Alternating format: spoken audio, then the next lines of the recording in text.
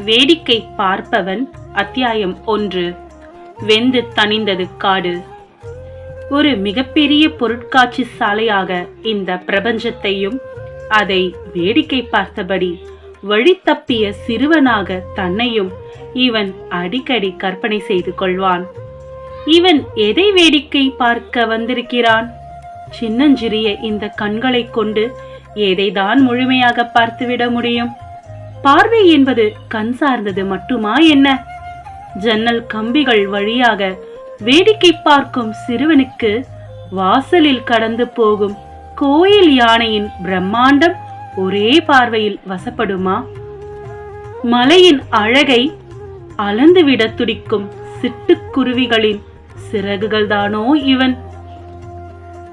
உறக்கம் தொலைத்த அக்காலங்களில் இவன் மொட்டை மாடிக்கு வந்து நட்சத்திரங்களை வேடிக்கை பார்த்து கொண்டிருப்பான். இவனுக்கு அதன் மொழி தெரியாது, இருந்தாலும் பேசிக் கொண்டிருப்பார்கள். தோட்டத்தில் முளைத்த புல்லை, புல்லின் நுனியில் தேங்கும் பனித்துளியை, பனித்துளியில் பிரதிபலிக்கும் பரந்த மேகங்களை வேடிக்கை பார்த்தபடி வாழ்ந்து கொண்டிருப்பவன் இவன். இயற்கையை மட்டுமா? இவனையே இவன் தள்ளி நின்றுதான் வேடிக்கை பார்த்து கொண்டிருக்கிறான். இவனுக்கு கதைகள் என்றால் ரொம்ப பிடிக்கும். கருவில் இருந்த போதே கதை கேட்டு வளர்ந்தவன்.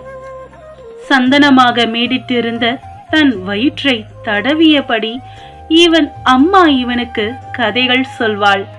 கர்ப்ப கிரகத்தில் ஒரு கழித்து சுருண்டபடி மொழிகள் ஏதுமற்ற அந்த அமானுஷ்ய இருட்டின் கதகதப்பில் தொப்புள் கொடி வழியாக அந்த கதைகள் இவனுக்குள் விரியும். ஒரு நாள் இவன் அம்மா இவனுக்கு ஒரு கதை சொன்னாள். உலகம் பிறந்த கதை. பிரபஞ்சம் பெரியதாக வெடித்து ஒரு நெருப்பு பந்து உலகமாக விழுந்ததாம். விழுந்தது எரிந்ததாம், பின்பு அணைந்ததாம். அப்புறம்தான் உயிர்கள் பிறந்ததாம். இவன் தொப்புள் கொடியை இறுக பற்றி கொண்டான். இந்த உலகம் என்னும் நெருப்பு பந்துக்குள்ளா நான் பிறக்க போகிறேன்? பிரசவத்துக்கு மருத்துவர்கள் சொன்ன தேதி தள்ளி போன பின்பும் இவன் வெளியே வராமல் உள்ளிருப்பு போராட்டம் தொடங்கினான். மீண்டும் அம்மா ஒரு கதை சொன்னாள். சொல்லும் போதே அவளுக்கு மூச்சு திணறிக் கொண்டிருந்தது. என்ன சத்தம் இது என்று இவன் மொழியில் கேட்டான். மூச்சு திணறுகிறது, நாம் உயிர் வாழ காற்று அவசியம் என்றாள். காற்று என்றால் என்ன என்றான். இந்த உலகில் நெருப்பை போலவே காற்றும் ஒன்று, அதுதான் நம் உயிர் வாழ்வின் சுவாசம் என்று அம்மா சொல்ல இவன் உள்ளிருப்பு போராட்டத்தை நிறுத்தி தன் தாய்க்கு சுவாசம் அளித்தான். அப்போதும் எல்லா குழந்தைகளையும் போலவே தலை வழியாக வெளியே வராமல் தன் இரு கால்களை நீட்டி இந்த பூமியை எட்டி உதைத்தான். இப்படிதான் நண்பர்களே, நெருப்பும் காற்றும் நிலமும் இவனுக்கு அறிமுகமானது. தண்ணீர் இவனுக்கு அறிமுகமானது தனி கதை. இவன் அம்மா இவன் பெண்ணாக பிறப்பான் என்று நினைத்தாள். பெண்ணாக பிறந்திருந்தால் இவன் இன்னமும் சந்தோஷப்பட்டிருப்பான். ஆணாக பிறந்து தொலைத்தான். பெண் பிள்ளைகள் இல்லாத வீட்டில் சுருட்டை முடியுடன் பிறந்த ஆண் குழந்தைகளுக்கு குடும்பி போட்டு ரிப்பன் கட்டி பூக்கள் சூட்டி அலங்கரித்து அழகு பார்ப்பதில்லையா? அப்படிதான் இவன் அம்மாவும் இவனை அலங்கரித்தாள். தன் தலைக்கு மேல் கட்டப்பட்டிருந்த அந்த சிவப்பு ரிப்பனை கண்ணாடியில் பார்த்து ரசித்து விட்டு இவன் தன் நகர்வலத்தை தொடங்கினான். நகர்வலம் என்றால் நீங்கள் நினைக்கும் நகரத்தை சுற்றி வரும் வலம் அல்ல, இது நகரும் வலம். ஏனென்றால் இவன் வசித்தது ஒரு கிராமம். அந்த கிராமத்தில் குட்டைகள், ஏரிகள், நதிகள் என்று தண்ணீர் தன் வெவ்வேறு வடிவங்களில் வாழ்ந்து கொண்டிருந்தது.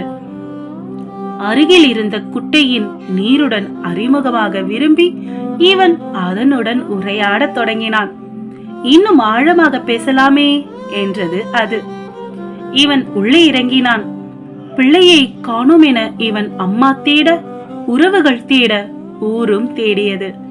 ஏதோ ஒரு உள்ளுணர்வில் வீட்டில் அருகில் இருந்த குட்டையை தேடி வந்த இவன் அம்மா தண்ணீரில் சிவப்பு ரிப்பன் மிதப்பதை பார்த்து உள்ளே குதித்து இவனை வெளியே தூக்கினாள். வயிற்றை அமுக்கி குடித்த நீரை எல்லாம் வெளியே துப்ப வைத்த போது இவன் ஆகாயத்தையே பார்த்து கொண்டிருந்தான். வானத்தில் அசைந்தபடியே ஒரு மேகம் சொன்னது, என் செல்லமே, பஞ்சபூதங்கள் உனக்காக படைக்கப்பட்டிருக்கின்றன.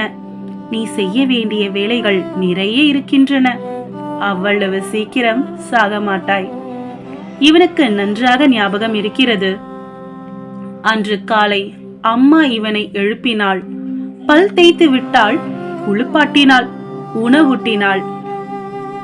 இவனை பள்ளிக்கு அழைத்து செல்லும் மாட்டு வண்டியில் ஏற்றி அமர வைத்து கையாட்டினாள். மதிய உணவு இடைவேளையில் இவனுக்கு பிடிக்காத கீரை சாதத்தை திறந்து பார்த்து பசியோடு அந்த டிஃபன் பாக்ஸை இவன் மூடிய நேரத்தில் செத்தும் போனாள். உங்க அம்மா செத்துட்டாங்க, உன்னை கூட்டிட்டு போக ஆள் வந்திருக்கு. ஸ்கூல் ஆயா வந்து சொன்ன போது இவனுக்கு சந்தோஷமாக இருந்தது. மேக்ஸ் ஹோம்வொர்க்கை இவன் செய்யவில்லை. அடுத்த பீரியடின் அடியிலிருந்து இவன் தப்பிக்கொண்டதாக நினைத்தான். இவனை விட்டு தள்ளி நின்று இவன் வாழ்க்கை இவனை வேடிக்கை பார்த்து கொண்டிருப்பதை இவன் அறியவில்லை. வீட்டை நெருங்கையில் இவன் பாலிய சிநேகிதன் இவனிடம் ஓடி வந்து, உங்க வீட்டுல பாம்பு பூந்துருச்சு, அதான் கூட்டமா இருக்கு என்று சொல்ல, இல்லடா அவங்க அம்மா செத்துட்டாங்க, அதான் எல்லாரும் வந்திருக்காங்க என்று இன்னொரு நண்பன் சொல்ல, பாம்பையும் மரணத்தையும் நினைத்து இவன் குழம்பி நின்றான். ஏனென்று புரியாமல் எல்லோருடனும் அழுது முடித்து சாவுக்கு வந்திருந்த சொந்தக்கார குழந்தைகளுடன் இவனும் விளையாடி கொண்டிருந்தான். ஆற்றாங்கரை மணலை சேர்த்து அந்த பிஞ்சு கைவிரல்கள் வடித்த கோபுரம் அழகாக இருந்தது. ஒரே ஒரு குறை, அதை வண்ணங்களால் அலங்கரிக்க வேண்டும். சட்டென்று இவனுக்கு ஒரு யோசனை தோன்றியது. இவன் தந்தை ஒரு ஆசிரியர். வீட்டில் ஏழை குழந்தைகளுக்கு இலவசமாக வகுப்பு எடுப்பார். அதனால் இவன் வீட்டில் கலர் கலராக சாக்பீஸ்கள் இருக்கும். வேகமாக வீட்டுக்கு ஓடினான். பலகையில் இறந்து கிடந்த அம்மாவையும் அழுது கொண்டிருந்த உறவினர்களையும் தாண்டி அம்மா சீதனமாக கொண்டு வந்த தேக்கு மர பீரோவை திறந்து வண்ண வண்ண சாக்பீஸ்களை கால் சட்டையில் நிரப்பிக்கொண்டு ஆற்றங்கரையை அடைந்தான். இப்போது கோபுரம் முழுமை பெற்றுவிட்டது. அதன் அழகை வேடிக்கை பார்த்து கொண்டிருக்கையில் யாரோ ஒரு உறவினர் இவனை தேடி வந்து அழைக்க, இவன் தலை மொட்டையடிக்கப்பட்டு எங்கோ குட்டி செல்லப்பட்டான். அது சுடுகாடு என்றும், அன்று அவன் தீ வைத்தது இவன் தாயின் தலைமீது என்றும் இவன் அறிந்தான் இல்லை. அதன் பிறகு பல நாட்கள் தன் பால்ய வயது தோழர்களிடம் இவன் பெருமையாக சொல்லிக் கொள்வான், எங்க அம்மா தலையில நான் தான் நெருப்பு வச்சேன், எப்படி எரிஞ்சது தெரியுமா? இப்போது யோசித்து பார்க்கையில் இவனுக்கு ஒன்று புரிகிறது. நெருப்பு என்றால் நெருப்பு மட்டுமல்ல, நெருப்புக்குள்ளும் நீர் இருக்கின்றது. அந்த நீர் கண்ணீர்.